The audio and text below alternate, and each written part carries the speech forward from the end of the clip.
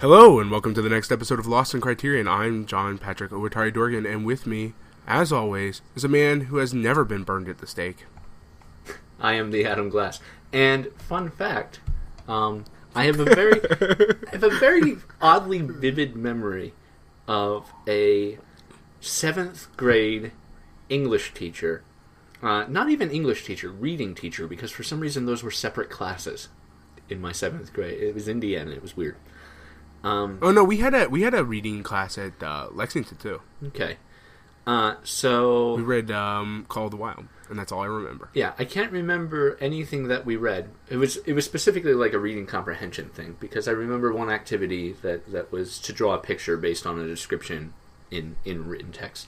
But for some reason, and there is no possible way we're reading anything that would have brought this back, she described being burned at the stake and the human body reacting like a marshmallow in a fire. That's so weird. The shell, the skin, hardening and blackening, and the insides boiling and bursting through. That's disgusting. It was. It was terribly disgusting. This was in 7th grade? This was 7th grade. You know what I remember from my reading class? What? Totally unrelated. Yeah. I don't remember if it was 7th or 8th grade. I don't even know if it was reading class. It was in the reading class room. Okay. But the teacher had a poster from G.I. Jane on the wall, and man, did that start a controversy. Uh-oh. Because you can see her nipple in that poster. Oh, man, you can. Yeah. Probably. Man I don't actually alive. know. No, I remember this this thing, like, not the nipple. Because at that time, nipples, take them, leave them, I didn't really care. Yeah. But, man, the hullabaloo that started. Oh, boy. It was crazy. Yeah, so just thought I'd share. Not related to anything. Just reading classrooms.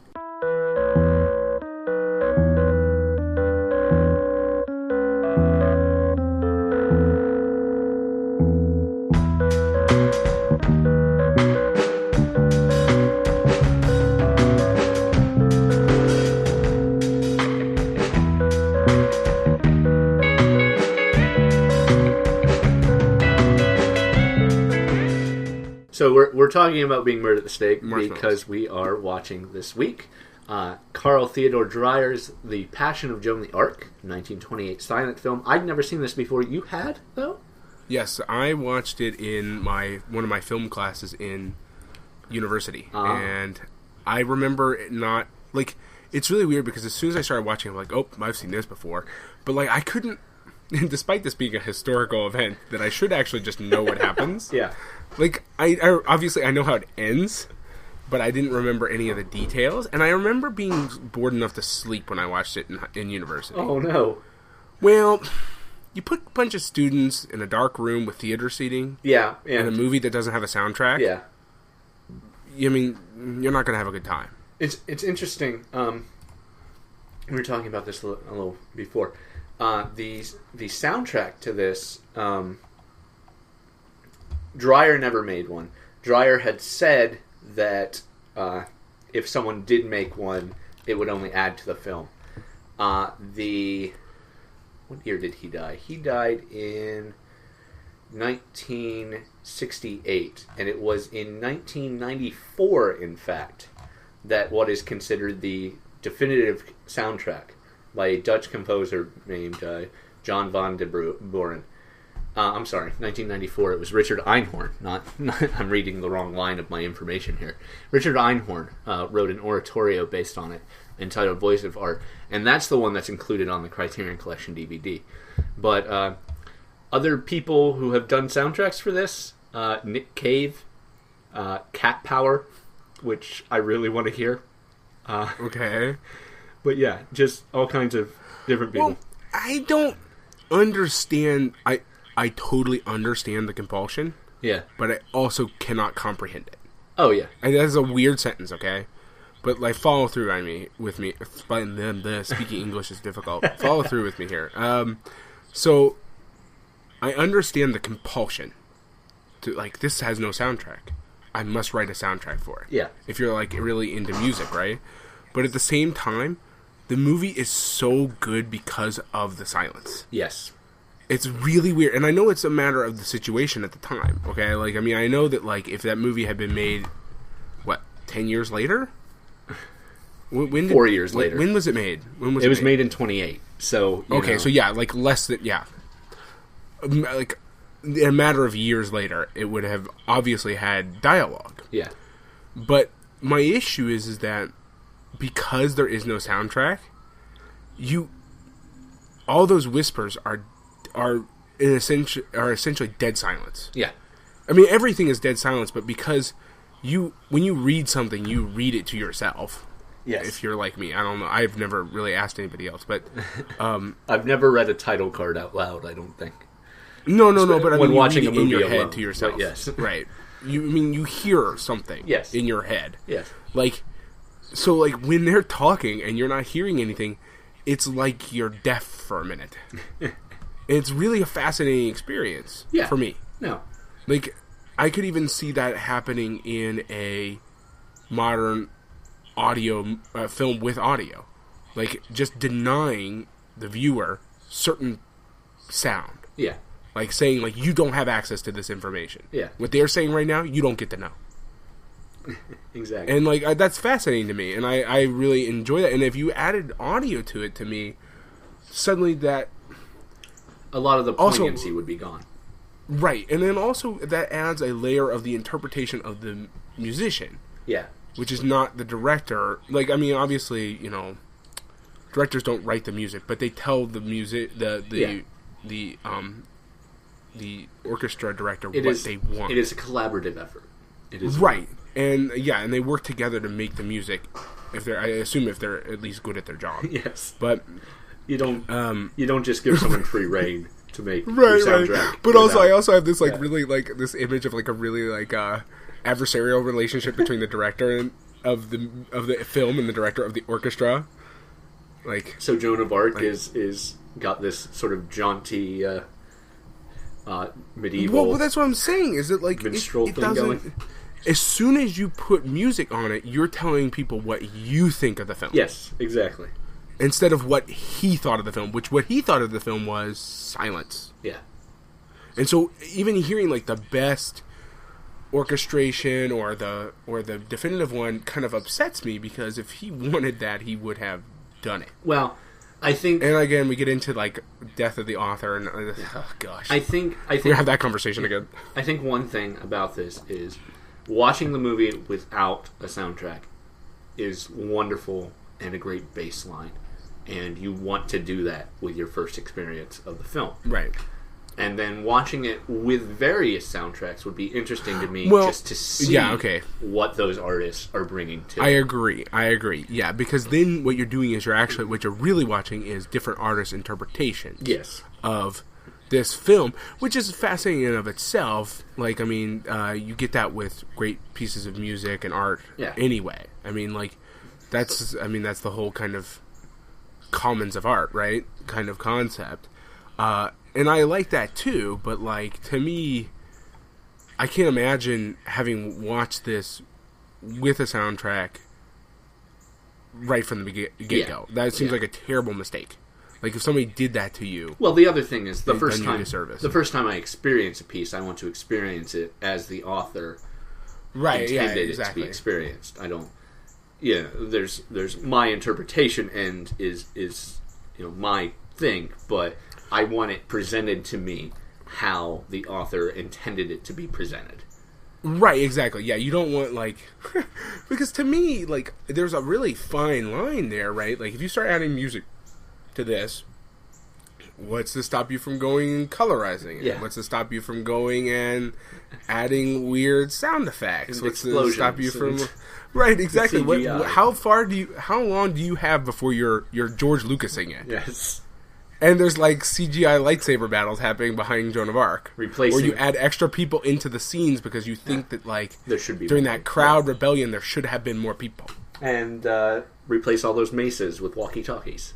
Yeah, right, exactly.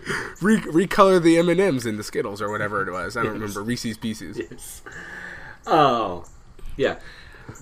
One thing that really sells this movie, and it doesn't need sound, is the acting. And it's one of the best acting. Oh my god! It is so well. Yeah. Oh god, it's great.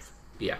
Well, and that's what's enthralling about it, right? Yeah. Like, I mean, that's why you don't need the soundtrack. Sound per se, and because my goodness, the expressions on people's faces are amazing. Half the dialogue in this movie is untranslated. I mean, it's uncarded. It's over half. Right. Half. Most of the time, we get either the question or the answer. Well, and that's the beauty of it to me is that this is supposedly taken from a transcript, right? Yeah. Well, the court's not necessarily going to, at this time, especially talking about like the situation we're talking about, is not necessarily going to record the tone. Like all that extra information that's going on. They're interested in the questions and her responses. Yes. And that's what is so fascinating to me is that like you hear the question, the responses, and you are left to extrapolate all other information. Yeah. You are denied any other piece of information about what they're talking about. You have to read that from their facial expressions. You have to interpret, guess. Yeah. Based on what you know about people. Even with Joan, like, I mean, she by far has the most dialogue. In that, like, she is consistently her answers and when she moves her mouth. But still not always, Not always, usually. But she's the most. Like, I mean, she gets it the most. Like, even then, there's lots of mumbling and stuff that we don't ever hear. So, and it's fascinating to watch that. Like, and then, my God, her eyes. Yes. It's amazing. Joan was played by a woman named Renee Falconetti. And this is her only film role. Oh, really? Besides this, what she principally did, she acted a little bit, and she produced light stage comedies. Really? That's all she did. And she did this. And did just a remarkable job. Absolutely remarkable job. The best acting I've ever seen on screen, and a lot of people say that and agree with that. This is heralded as such a great movie because of her acting. But everyone else's acting is very good too. Yeah. Oh, and like the scumbag. I don't even know their names or anything. Like the one who convinces her that he's from after king. Yes, after they forged the letter. Just like looking at his face. Yes. Like the way he acts being a scumbag is remarkable. Like, your normal silent movie overacts in order to sell the emotion. Right. Even the dramas, it's very it's necessary because you're not. This movie doesn't feel like it's overreacting, and maybe it's just because the emotions involved are so extreme already. Right. I think that's probably part of it. Is that like you can't overreact or overact. We're about to burn you at the stake. Yeah. Yeah. I mean, like it's going to be full bore. There's no half. I'm going to burn you at the stake. There's stories that what Dreyer did to Falconetti was have her kneel on gravel and then suppress the pain to internalize it. I could see that though, because you can see it on her face. Yes.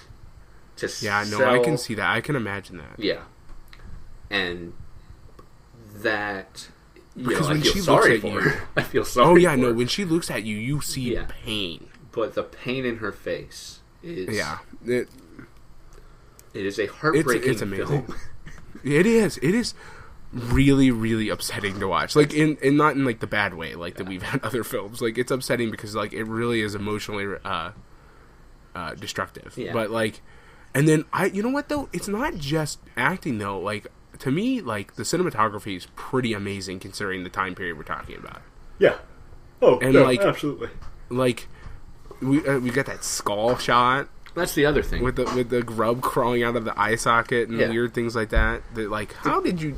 The close-ups in this movie are not. This is a time when film was, in a lot of ways, a lot of film was still, shot like it was a stage. Right. Yeah. And there's some times when that's really worked that we've talked about before. High and Low, the entire first act is shot like it's a stage play. And that adds to the drama. But if this were shot like a stage play and was just like a flat view, it would not be. It wouldn't be as evocative. Certainly not. But we get those close-ups, not just on Joan's face, but on all the principal actors. The priests passing their questions, and each one sneering as they hear the last person whisper it in their ear. The close-ups of the skull, and that brings something really weird. And I want to ask you if you felt this way, and maybe this is just me internalizing my feelings about them. But like when you close up on Joan's face, and when you close up onto the few priests that actually like kind of express like a desire to treat her fairly, you get a kind of clear complexion. Okay, they look human. But when you do close-ups on some of the priests, they look somewhat disgusting. Well, I mean... beyond being corpulent. Or is that the word I'm looking for? I don't know. Large, fatty men. Yes. I mean, beyond that, for many of them, there also seems to have been makeup applied to them that makes them more... Like, their skin seem kind of, like... tallowy and stuff. It's weird. I don't know. Possible. It may just be in my head. It's possible, it really but could be because I'm expressing emotions on top of them. It's an emotional response to them. You're seeing them as right, and then I accept that that's a total possibility. Than they are, and maybe it's although true, the bad guy, the main bad guy, the one that for me the main bad guy, the one with the forged letter, looks evil. Yes, like the way he plays his face is. He looks dastardly. Yes, he needs a mustache. Without rubbing any mustaches. Yes. Well, yeah. Or twirling mustaches. But that's another thing. That's part of the overacting of the silent era, is giving your villain a mustache to twirle so that... Well, and that's what I'm saying, is that he doesn't need it, and he does a very good job of making me... Almost immediately upon seeing his eyes, it's like, oh man, this guy's a bad guy. But yeah, Joan's face selling everything. Like, when we first see her, it's not just... fear in her face, but confusion, concern, and it's very clear in her eyes that she's just been pulled out of a prison cell. Like her, they're like dilated most of the time. It's very, I don't even know.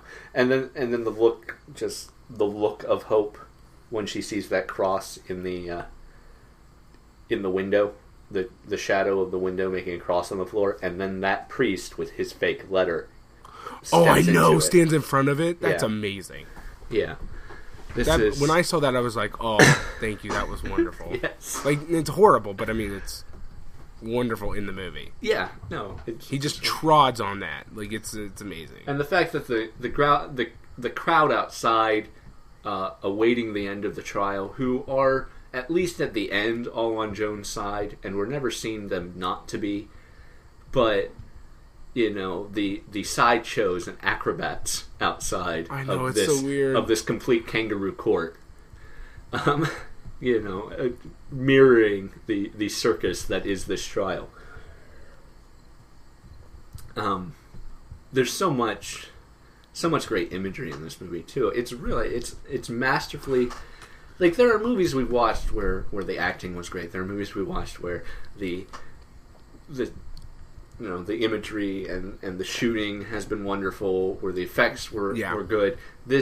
Everything comes together here, and it's not even, like, even at the end with where the fights break out and they're burning, there's nothing cheesy about how they did those effects. Obviously, they didn't really burn Renee Falconetti.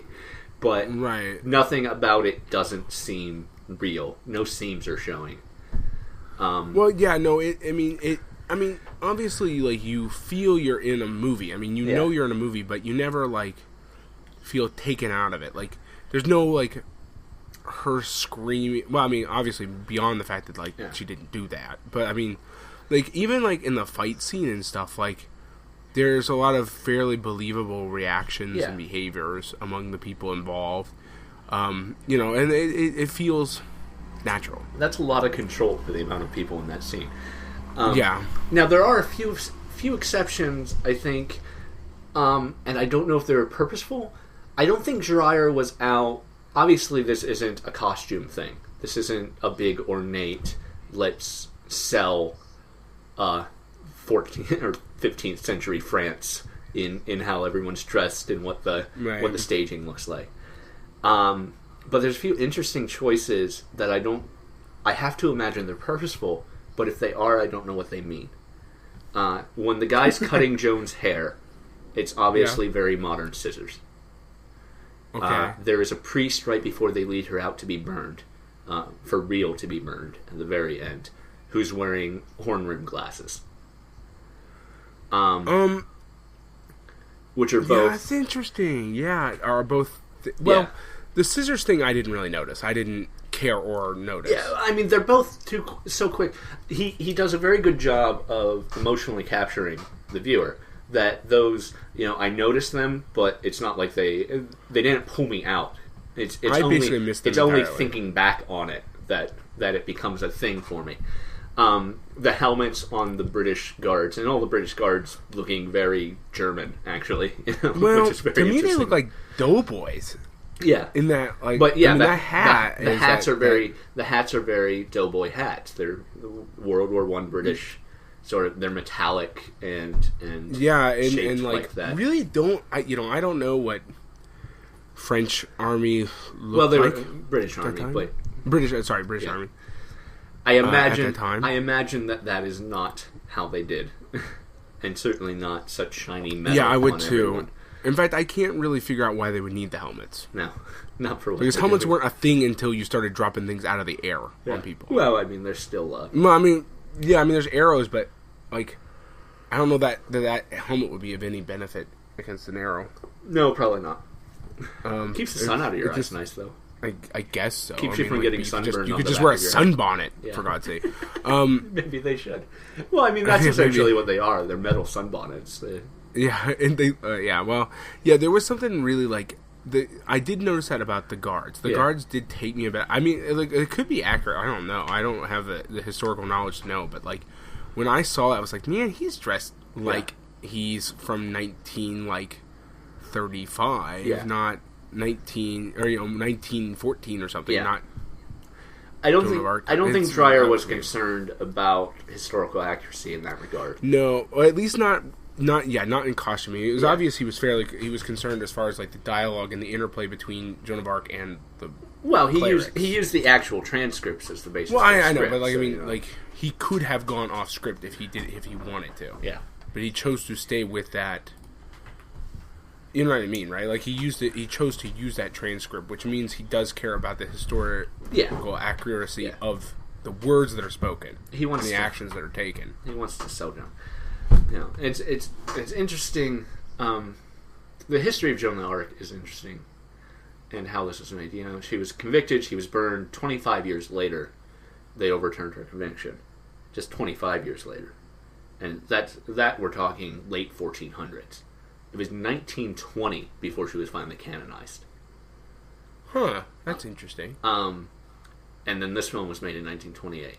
In 1920, the canonization led to a sort of resurgence of international popularity. She's always been a French hero, obviously.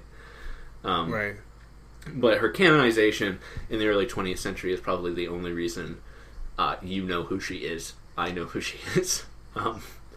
And then this movie was made in 28. So it's kind of feeding on that fever, but at the same time, it's a beautiful, emotional story from history that makes for great drama. Certainly. Well, and I don't see any. There's no harm in, especially when you do it with this kind of veracity. Yes. Of telling a story from history that matches up with what people are interested at the time. Yeah. As long as you don't lie. That's what I do not like is if you're going to make historical fiction, make historical fiction. Well, that is Don't one mix thing. fiction and fact. That is one thing I'd like to research because I'm not sure on. At the end, where one person yells, "You've murdered a saint," or "You're burning a saint," rather. Did that happen? and then the soldiers go crazy and drive everyone out of the city. If that I actually think happened. that might be dramatic license. Yeah. Because I doubt there are records of what random crowd people shouted. Yeah. But I mean, it could be if it was in a military report or something like that. But You know, on a totally unrelated topic, one of the things I found most fascinating was the maces out the window scene. You know what I'm talking about, right? Yeah. Where they're tossing them down and the camera is rocking with the motion. It has the weirdest scene. Yeah. I do not understand why we're rocking, but like we're timed with the fall of the maces. It's weird, man. I don't understand what I'm supposed to get from that, but I enjoyed it nonetheless. Like it's one of those weird things that like really sticks in my head. Like I remember like rocking back and forth as the maces fall out of the window, like as the maces are tossed down out of the window. It's a really strange experience. One very sad thing we get, and the fact that this ends with her death and then that riot without any postscript, kind of. One of her few requests through the whole movie is that she be buried on sacred ground. She doesn't want to just be in some unmarked grave somewhere. She wants to be in a church. What actually happened is not only did they burn her, then they raked back the coals to show everyone that she was obviously dead. Then they burned the body twice more. To guarantee that there was nothing to collect, that there would be no relics of Joan of Arc. And then they threw her ashes into the Seine. Yeah. Gotta love medieval overkill. And then 25 years later, they said, "Oh, we were wrong. Oops. Or bad." Yeah. Like,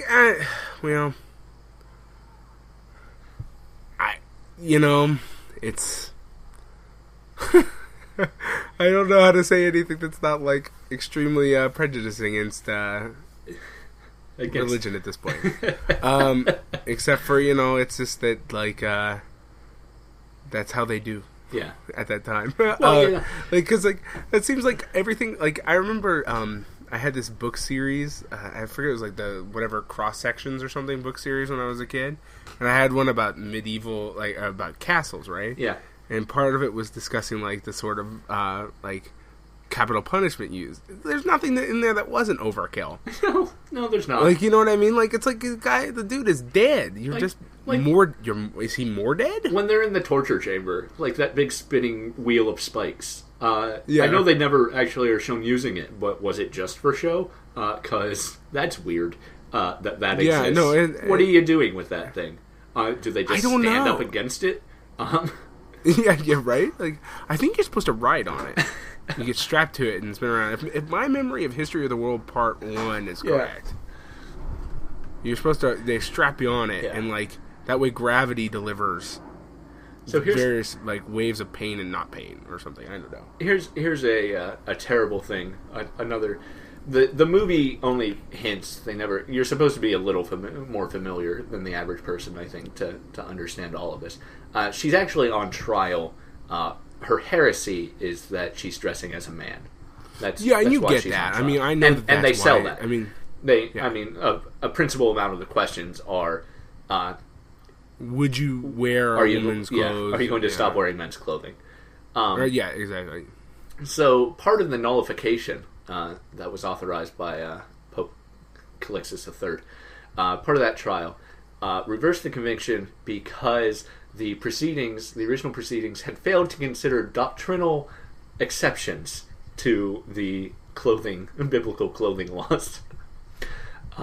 Which include? I would love to know what those exceptions are. I don't know, but we don't know. Considering a strict interpretation of biblical clothing laws used to murder someone, probably not really biblical.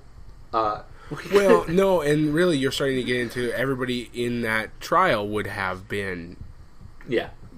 I mean, because you get into those particular Old Testament laws. Yeah. Are pretty strict about a lot of. I mean, like I didn't see a lot of beards. Lots of people. Beard. Lots of people trimming the sides of their beard. Yeah. Inquisitor General Jean Brehal and Joan's mother requested the nullification trial.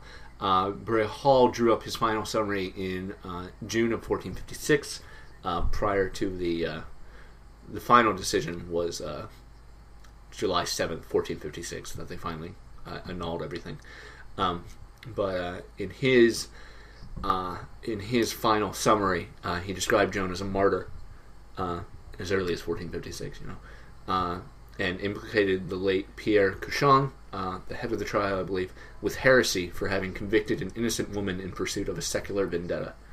Well,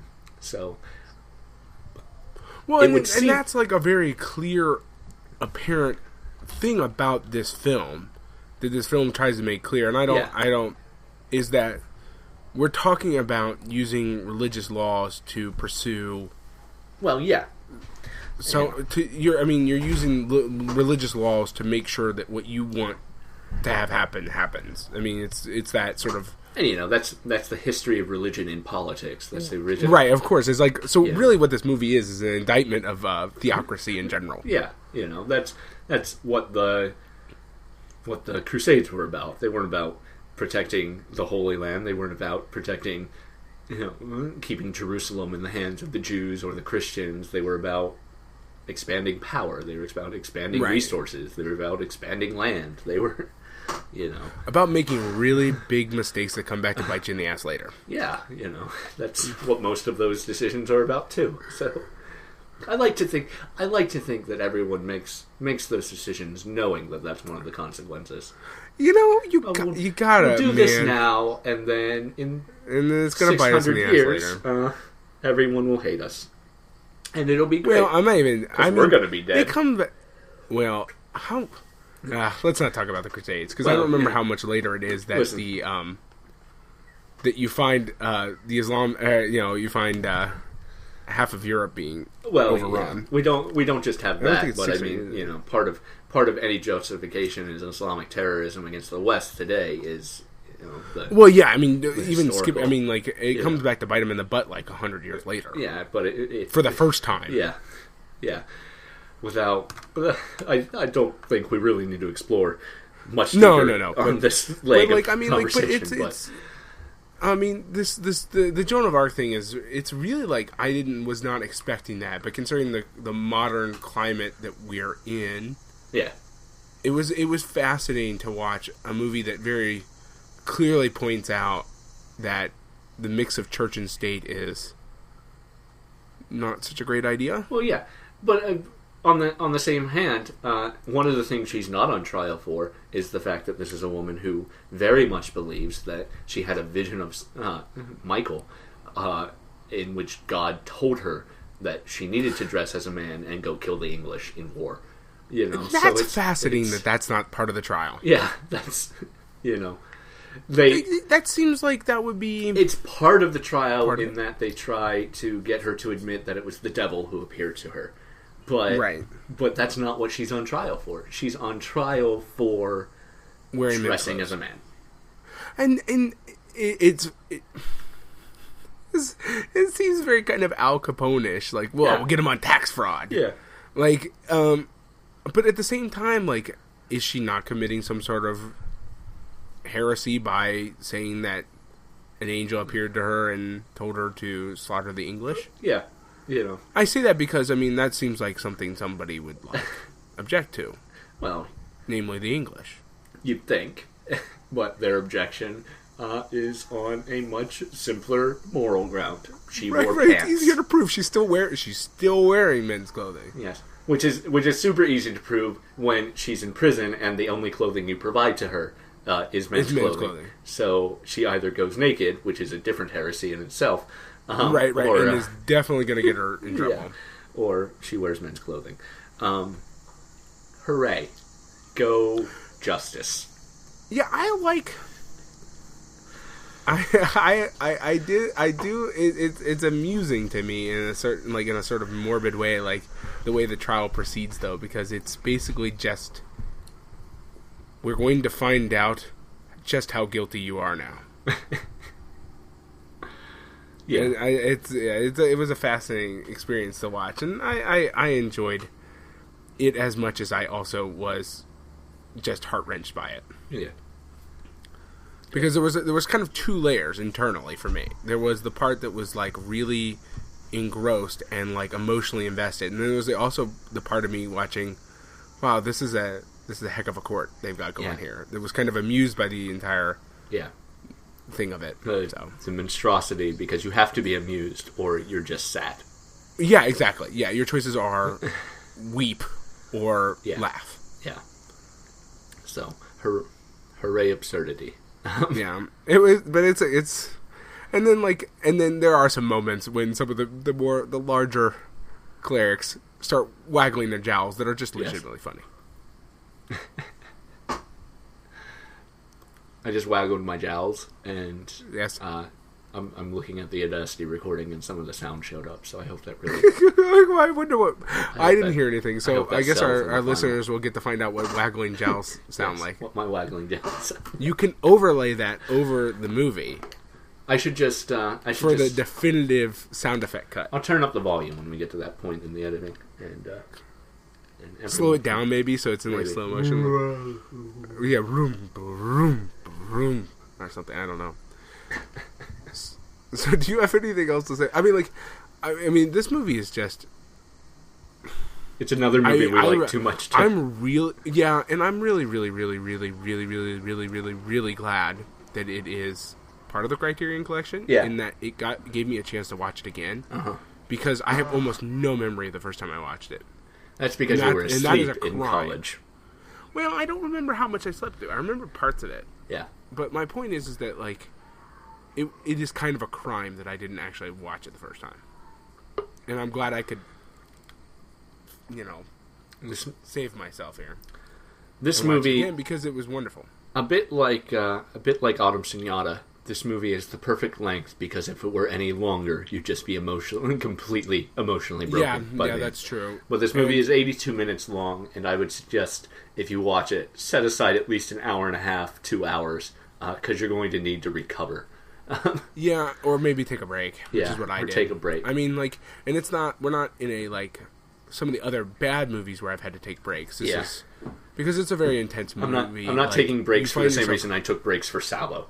Yeah, exactly. Like, well, kind of similar in a weird sort of way. Well, yes. Both of them are emotionally draining. And they're both... One of them because it is a nightmare that we can never escape from. Yes. That will follow us to our graves.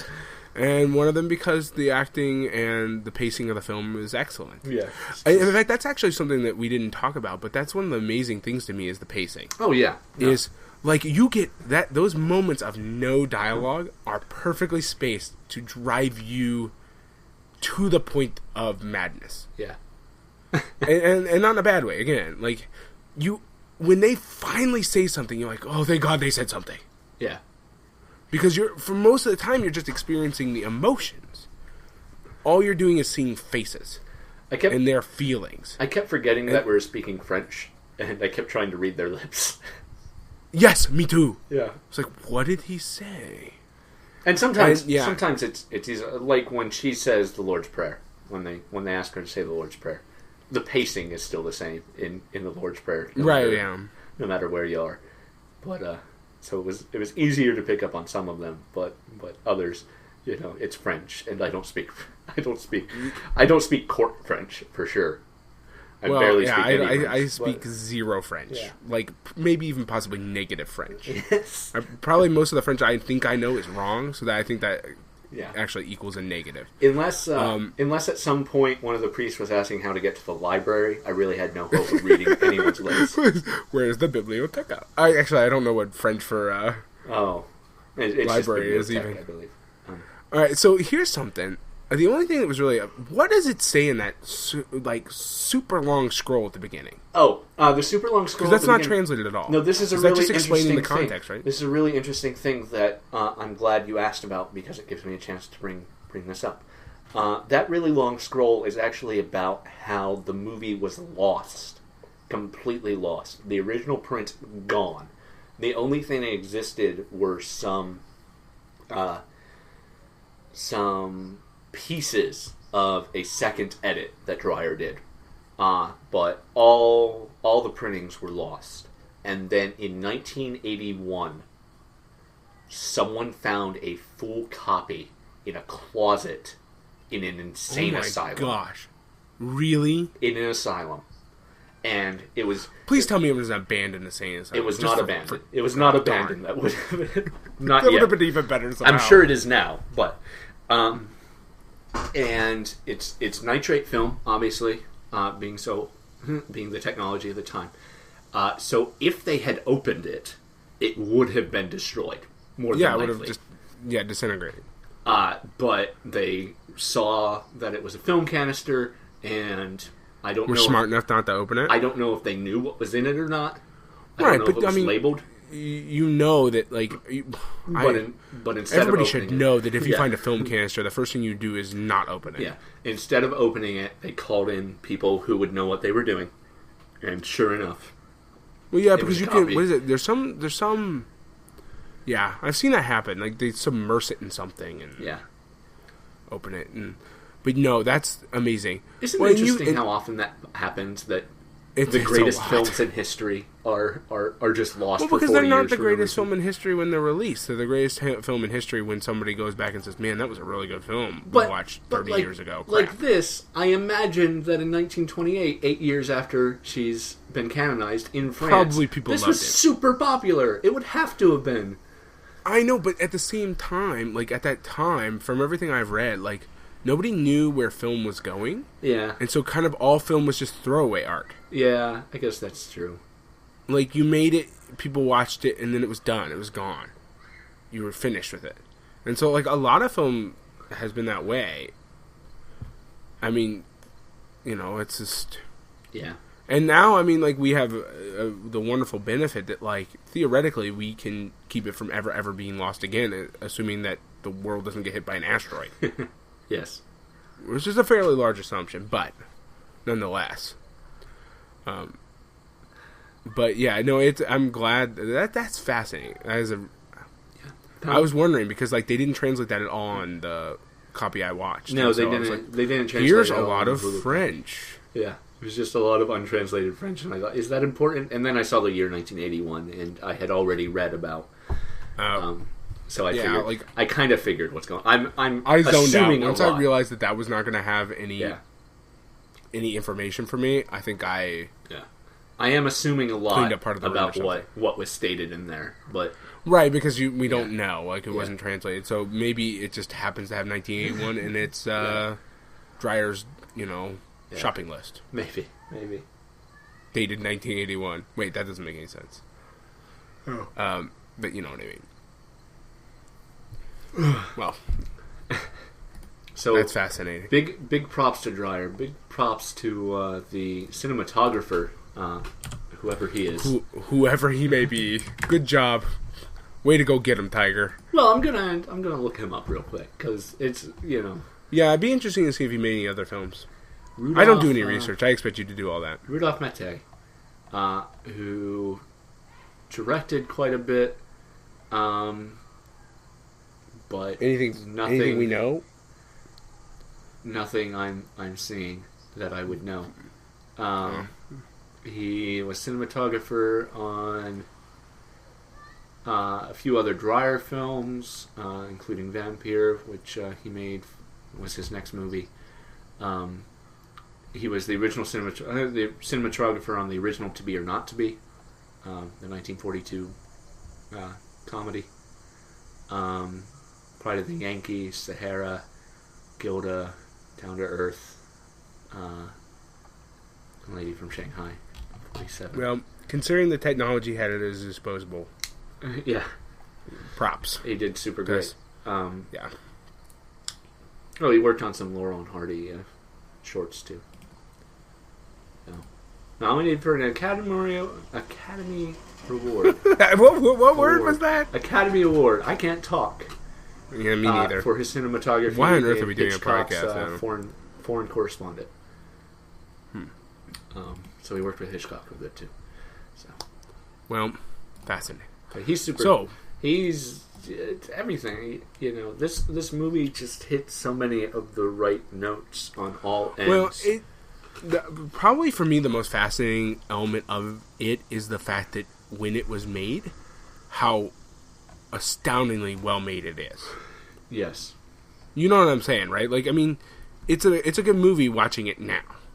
which is impressive for a film that was made before a lot of what we consider standard practices that we've seen in other films were established. So part of the reason that this was released much earlier in Denmark than in France is because there's a move out by many French nationalists to suppress it because Dreyer was neither French nor Catholic. Oh, man. So, that's great. Yeah. Isn't it funny how many movies where it gets suppressed, the people suppressing it would learn a lot by watching the movie. From the movie. Yeah. In fact, it's amazing how often that's happened to us. Yeah. So far in this podcast, how often we have read that. Yes. Like, then they suppressed it. And I'm like, what? Like, no, because, that... Really, seriously, could they be a little bit more... That's ridiculous. Like, how... I don't want to use the word irony, because I'm not sure that actually applies to irony. Yeah. Pathetic. I think that's a pathetic irony. No. Yeah. I always get stage irony versus regular irony confused. Dramatic irony versus regular. Listen, okay, given the morphology of language and the fact that everything can change and the current definitions, the colloquial definitions of irony, you could use that word for anything. I know, but that's... Okay, let's not have this conversation, because the fact ironic. of the matter is I am really upset when I use irony wrong. It bothers me. I'm sorry. So I'm afraid to use it when I might be wrong.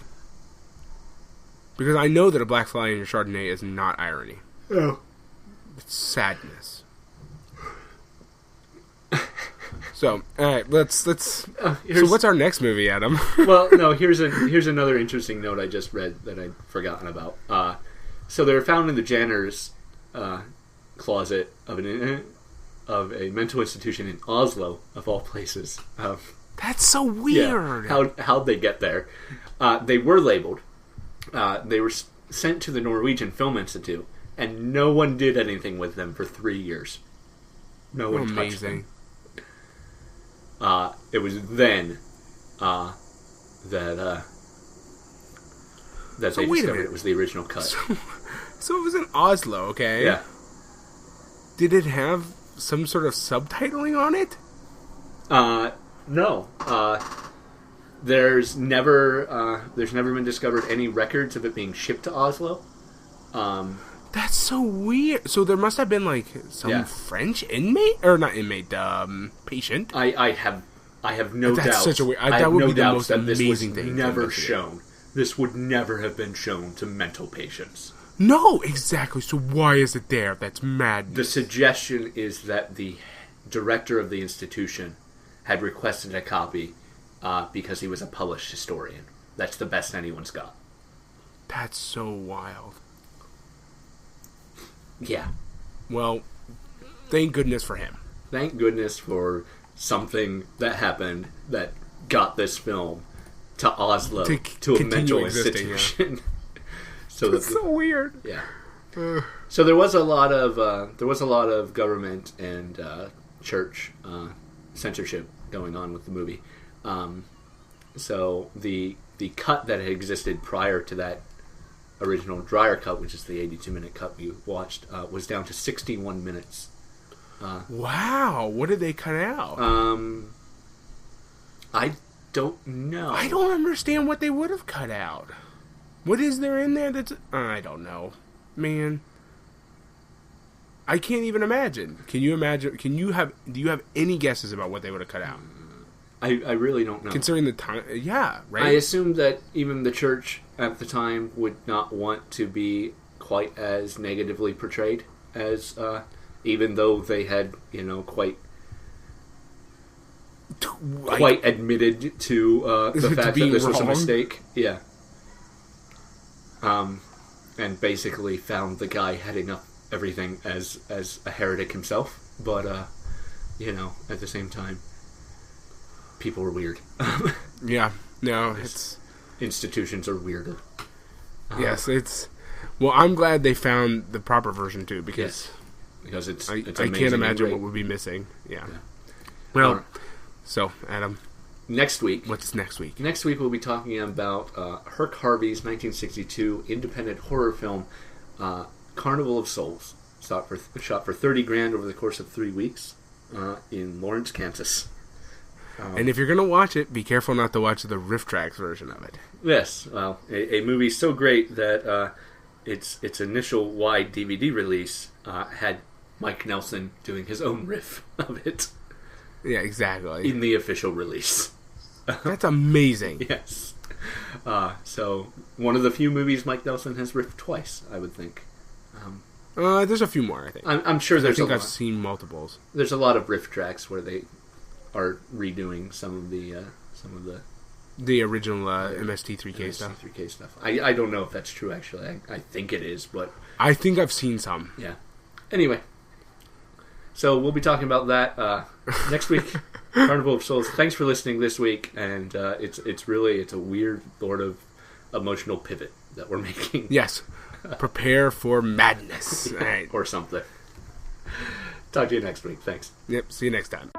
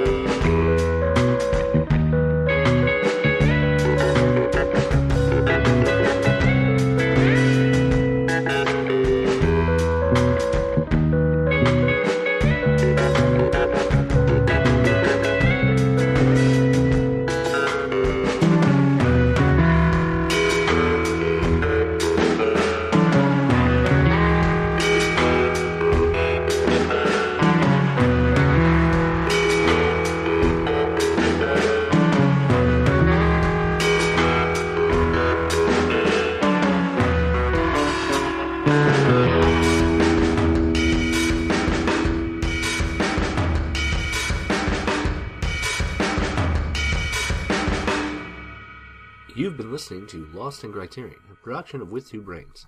The show is hosted by Adam Glass and John Patrick Owatari Dorgan. Jonathan Hape did the music, and Adam Glass also edited it all together. Feel free to contact us by email via lostincriterion@withtwobrains.com or join us on the web at www.lostincriterion.com.